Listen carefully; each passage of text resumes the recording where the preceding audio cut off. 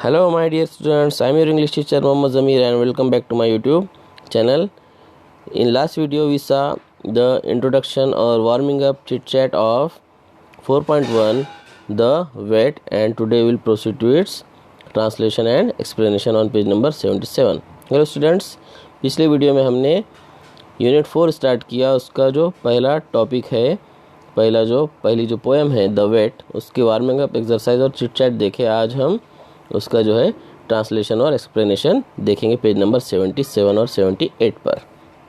चलिए स्टार्ट करते हैं. सबसे पहले द वेट. सबसे पहले मैंने आपको कल ही बताया, पिछली वीडियो में बताया कि वेट कहते हैं एक वेटेरिनेरियन या वेटेरिनरी डॉक्टर, जानवरों का जो डॉक्टर होता है, परिंदों का जो डॉक्टर होता है उसे. तो यहाँ पर जो है दिया गया है vet, short form of a veterinarian, a doctor of for animals and birds. ये वेटेरिनेरियन का शॉर्ट फॉर्म है वेट, एक जानवरों और बर्ड्स का डॉक्टर. चलिए स्टार्ट करते हैं. To be a successful and competent vet needs knowledge exceedingly wide for each of the patients he is likely to get possesses a different insight. यहाँ पर वेट के बारे में बता रहा है. To be a successful and competent vet, एक कामयाब और कॉम्पिटेंट यानी कि काबिल वेट बनने के लिए नीड्स नॉलेज एक्सीडिंगली वाइड, आपको बहुत ज़्यादा नॉलेज की ज़रूरत होती है. For each of the patients he is likely to get, क्योंकि उसके हर पेशेंट में उसको क्या मिलता है, possesses a different inside, यानी कि उसकी बॉडी जो है अंदर से अलग होती है. आप देखेंगे एक पैरॉट है, उसकी बॉडी अंदर से अलग रहेगी. एक ज़ेब्रा है, उसकी बॉडी पूरी बिल्कुल अलग रहेगी. बॉडी के जो पार्ट्स हैं उनका साइज़ भी अलग रहेगा और फंक्शंस भी अलग अलग रहेंगे. तो यहाँ पर कॉम्पिटेंट के जो मीनिंग दिया है, having very good knowledge and ability, बहुत ज़्यादा नॉलेज और एबिलिटी होना. और एक्सीडिंगली के मायने दिया यहाँ पे वेरी मच, बहुत ज़्यादा. और अ डिफरेंट इनसाइड के मायने दिया different types of size of organs inside the body. Body में जो ऑर्गन्स है, जो बॉडी के पार्ट्स है, उनका साइज़ कैसा होता है, अलग अलग. और उसके बाद क्वेश्चन है why is it so difficult to be a successful vet. एक सक्सेसफुल वेट बनने के लिए क्यों जो है मुश्किल ये काम है. Answer because his patients can't tell him what is wrong and the size of their body parts is different. क्यों, तो उनके जो पेशेंट्स है वो बता नहीं सकते कि उनको क्या प्रॉब्लम है, और उनके बॉडी पार्ट्स के जो साइज़ है वो भी क्या होता है, अलग अलग होता है. तो ये हमने पहला जो है स्टांजा यहाँ पर देखे. चलिए आगे देखते हैं second stanza.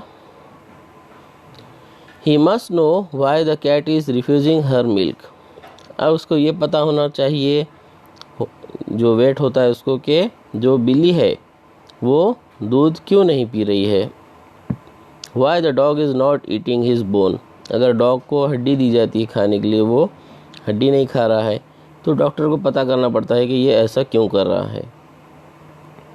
Y the coat of the horse is not shining like silk.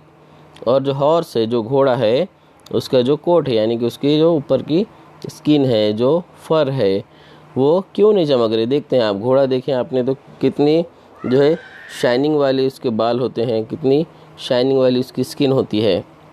तो अगर वो नहीं चमक रहा है तो वो भी डॉक्टर को पता करना पड़ता है कि ये क्यों नहीं चमक रहा है.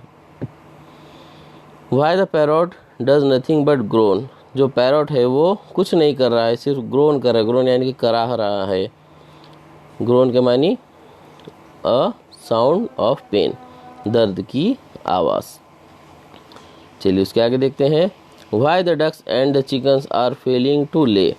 क्यों जो है डक्स जो है, बतख, और जो चिकन्स है, मुर्गियाँ, वो अंडे क्यों नहीं दे रहे हैं, इसका भी पता डॉक्टर को लगाना पड़ता है.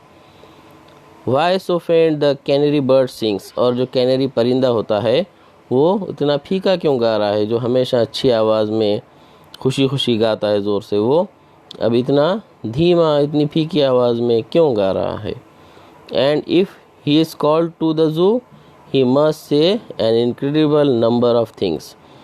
अब ये तो हो गया, समझिए उसके जो हॉस्पिटल है, जो ओपीडी है, वहाँ पर ये डॉक्टर है। लेकिन अगर अब जब डॉक्टर को ज़ू में बुलाया गया, पूरे डॉक्टर्स, पूरे जो एनिमल्स है उनका इलाज करने के लिए, तो वहाँ पर क्या होगा, ही must say an incredible number of things. तो उसको बहुत सारी चीज़ों के बारे में वहाँ पे बताना पड़ेगा, क्योंकि ज़ू में तो कई जानवर होते हैं। चलिए अब साइड का हम देख लेते हैं यहाँ पे margin question. What is wrong with the ducks and chickens. Ducks और चिकन्स के साथ क्या प्रॉब्लम है, तो उसका आंसर है the ducks and the chickens are failing to lay, यानी कि वो अंडे नहीं दे रहे हैं। और यहाँ पे इनक्रेडिबल के मानी अनबिलीवेबल, ऐसी जिस पर आपको यकीन नहीं आया उसको कहेंगे इनक्रेडिबल। चलिए अब ज़ू में जाने के बाद क्या होता है देखते हैं। If the lions caught a cold, हो सकता है वहाँ पे लॉयन जो है उसको सर्दी हो गई है। If the zebra is getting old, या ज़ेब्रा बूढ़ा हो रहा है, ये बताना पड़ेगा उसको, डॉक्टर को, जो वेट है उसको बताना पड़ेगा, ज़ू कीपर को या ज़ू वालों को, कि लॉयन को क्या हो गया है, सर्दी हो गई है, ज़ेब्रा बूढ़ा हो रहा है। If the centipede has trouble with his feet, या जो सेंटीपीड यानी कि कन खजूरा देखे आपने, बहुत सारे पैर होते हैं उसको, 50-100 पैर बहुत सारे होते हैं, तो अगर उसके पैर में कोई प्रॉब्लम है। इफ़ द हिप्पोज फीलिंग इल, या फिर ये भी बताना पड़ेगा कि ये हिप्पो जो है क्यों बीमार महसूस कर रहा है। हिप्पो पता है ना आपको, hippopotamus. If the bisons got a chill, bison कहते हैं एक जो बड़ा बैल होता है, आपने बाहुबली मूवी में देखे होंगे, तो वो होता है बैसन। तो या फिर उसको भी क्या हो गई है, सर्दी हो गई है। उसके बाद if the arctic fox is suffering from heat, अब आर्टिक टर्न ज़ू में कुछ जानवरों को सर्दी हो रही है, किसी को गर्मी हो रही है। अब आर्टिक जो फॉक्स है, जो आर्टिक रीजन में होते हैं, वो उनको बहुत बर्फ़ का जो इलाका होता है उसमें रहने की आदत होती है, तो वो अगर हमारे एरिया में लाए गए तो उनको क्या हो जाएंगी, गर्मी महसूस होगी, तो वो गर्मी से जूझ रहा है। उसके बाद if some virulent disease has attacked the chimpanzees, या फिर चिंपैंजी को कोई वायरुलेंट यानी कि वायरस से होने वाली कोई बीमारी हो गई है। If the tortoise hasn't strayed for several years, या कोई टॉर्टॉइज है जो कई जो है सालों से अपनी जगह से नहीं हिला है, तो उसका क्या प्रॉब्लम है। ये सब क्या करना पड़ेगा, जो वेटेनरियन है, जो वेट है, उसको बताना पड़ेगा। If the bears too full of buns, या कोई बेयर है उसने बहुत सारे बंस खा लिया है। If the cobra eats her sons, या फिर कोबरा है अगर कोई कोबरा माँ, तो वो क्या कर रही है, अपने बच्चों को खा रही है। ये क्यों होता है कि जब कोबरा जो है बहुत महीनों तक जो है उसके बच्चे जब तक निकलते हैं तब तक वो एक ही जगह अपने रहती है, कोबरा जो सांप होता है, और जब वो अंडों से बच्चे निकल जाते हैं उसके बाद उसको जो है बहुत भूख लग जाती है, तो वो जो है वहाँ से जल्दी से चली जाती है। वरना क्या हो जाता है, अगर वो वहाँ से नहीं जाए तो वो खुद जो है अपने बच्चों को ही निकलना शुरू कर देती है। उसके बाद if the panther has a wife who chews his ears, या फिर किसी तेंदुए की जो बीवी है, वाइफ है, उसने क्या किया है, उसका कान चबा लिया है। तो ये सब क्या है, वेटनरी डॉक्टर जो है, जो वेटेरियन है उसको उसका इलाज करना पड़ता है। चलिए अब यहाँ पे साइड के मार्जिन्स देखते हैं हम। Centipede a small long thin creature with many legs, ये मैंने आपको बताया कन खजूरा जिसको बहुत सारे पैर होते हैं। नेक्स्ट क्वेश्चन है what are the opposite illness of the lion and the arctic fox. जो लॉयन है और जो आर्टिक फॉक्स है, इनकी बीमारियां क्या है, अपोजिट है आपस में, तो वो कौन से है। The lion has caught cold, जो लॉयन है उसको सर्दी हो गई है, and the arctic fox is suffering from heat, जो आर्टिक फॉक्स है वो गर्मी से जूझ रही है। वायलेंट के मानी कॉज बाय वायरस, वायरस से होने वाली बीमारी। स्ट्रीट यानी कि मूड, बहुत सालों से जो है कछुआ अपनी जगह से नहीं हिला है। चलिए आगे देखते हैं लास्ट 2 लाइन्स।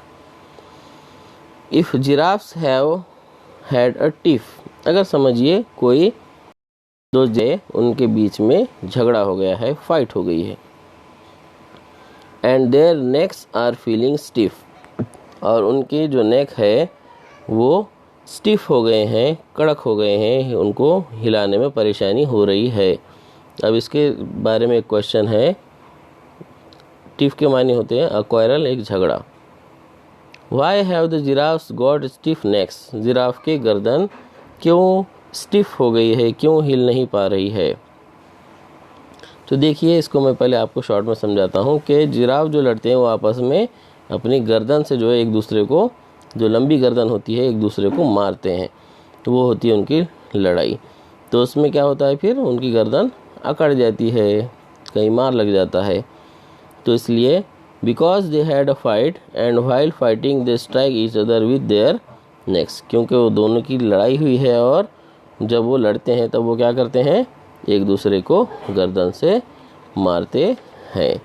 तो ये है इसकी वजह, रीज़न। चलिए देखते हैं पेज नंबर 78।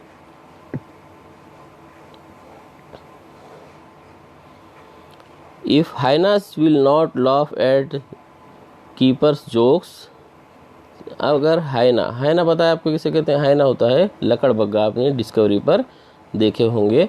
एक कुत्ते के जैसा दिखने वाला जानवर होता है, लेकिन पीछे से जो है वो थोड़ा सा झुका हुआ होता है, सामने से सर जो है ऊंचा होता है, और उसकी जो आवाज़ होती है वो हंसे जैसी होती है। जब वो आवाज़ निकालता है वो हंसी जैसे, हम जैसे हंसते हैं वैसी आवाज़ उसकी होती है। तो यहाँ पर पोएट जो है इमेजिन कर रहा है कि वो जो क्या करता है, असल में वो आवाज़ नहीं निकालता, बल्कि जो कीपर यानी कि जो ज़ू कीपर है, ज़ू की जो देखभाल करने वाला होता है ये ज़ू कीपर, तो उसके जोक्स पर उन्हें हंसता है।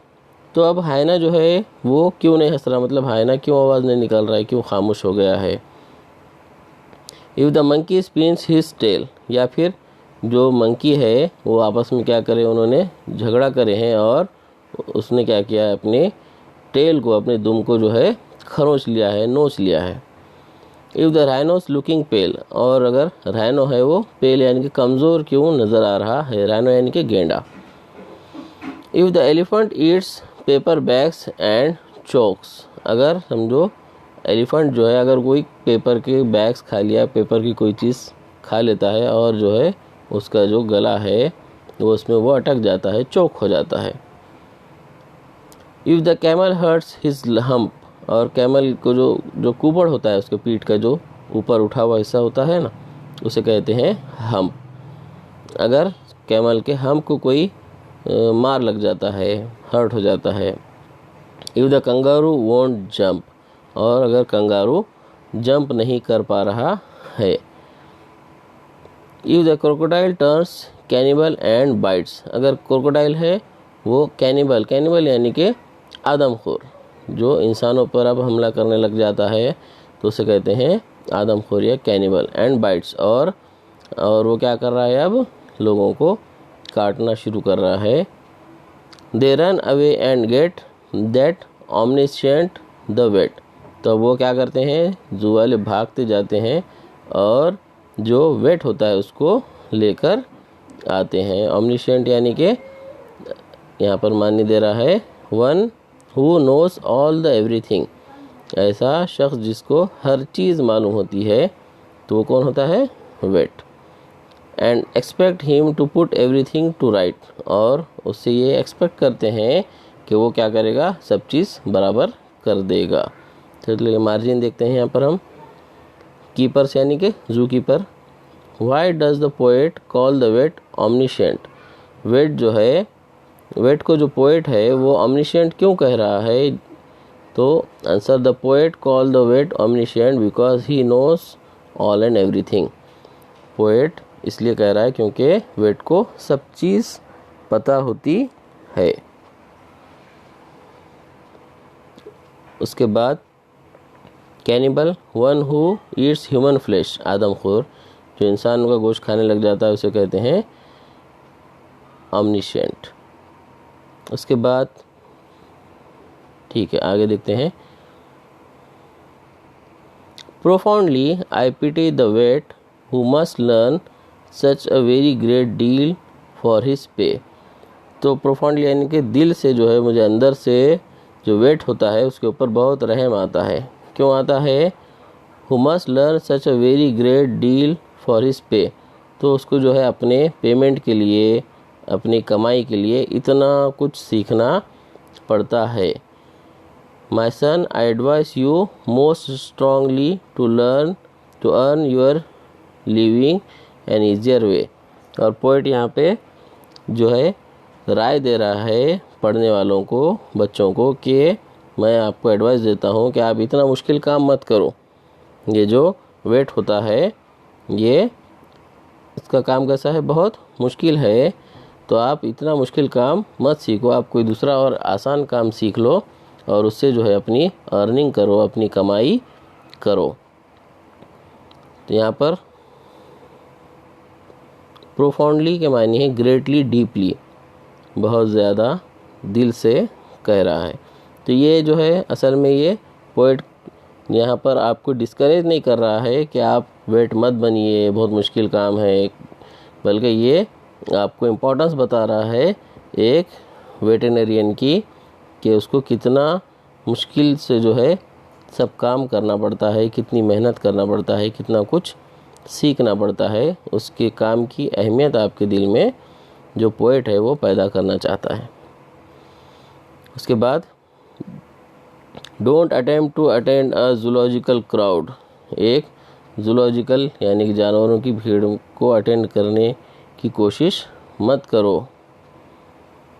अ फार मोर एडवाइजेबल प्लान, और जो है ये मैं आपको प्लान दे रहा हूँ, ये एडवाइस, मेरा मशवरा आपको दे रहा हूँ। Is to call yourself doctor and so be allowed to treat the illness of man. तो आप क्या करो, आसानी से एक डॉक्टर बन जाओ, इंसानों के डॉक्टर बन जाओ और सिर्फ इंसानों का इलाज करो। तो ये पोएट जो है ये दिल से नहीं कर रहा है, ये आपको एक जो है मज़ाहिया तौर पे आपको ये कह रहा है। और लास्ट क्वेश्चन है, what is the poet's advice to you, do you think he means it. Poet की आपको क्या एडवाइस है, क्या आपको लग रहा है कि वो सच में ऐसा कहना चाहता है? Answer, the poet is advising us to not to become a vet. Poet हमको एडवाइस दे रहा है कि आप वेट मत बनिए, but he doesn't mean it, लेकिन उसका वो मतलब नहीं है। तो यहाँ पर जो है हमने इसका ट्रांसलेशन, एक्सप्लेनेशन अच्छे से देख लिए हैं, होपफुली आपको समझ आया होगा। अब इसके जो इंग्लिश वर्कशॉप है, क्वेश्चन आंसर है, वो हम नेक्स्ट वीडियो में देखेंगे। Thank you very much.